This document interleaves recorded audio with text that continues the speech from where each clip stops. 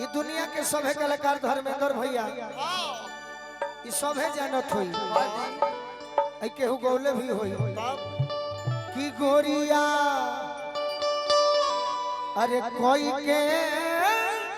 सिंगा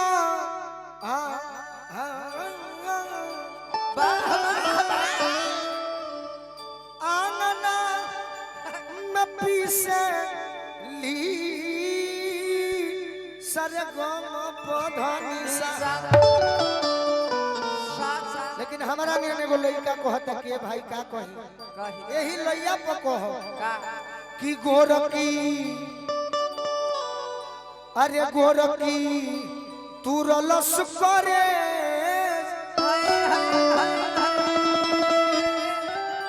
फगुआ में दिल डोए में जबा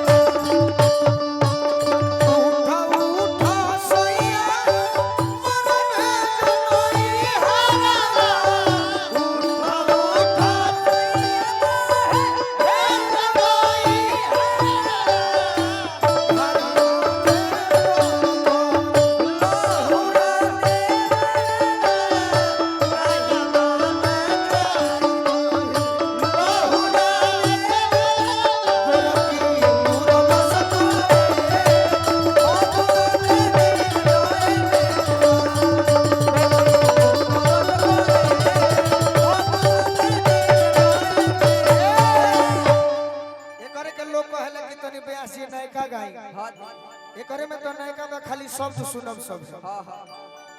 अरे किसी को न जाको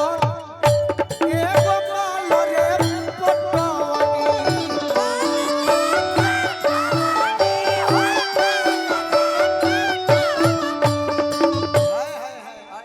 किसी को न जाको एगो मालो रे पटवनी आओ करे पसौ से कमाई रे लूटो करे पसौ से कमाई रे लूटो सोचनी सजावे कैसे हो होली हो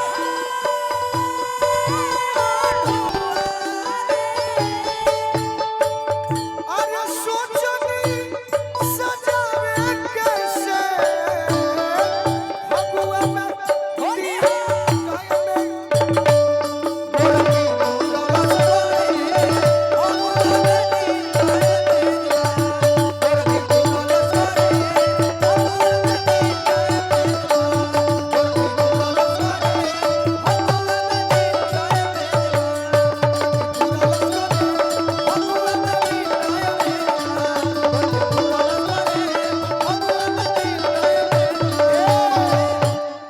अरे कि मलवा गइल ए बाग भैया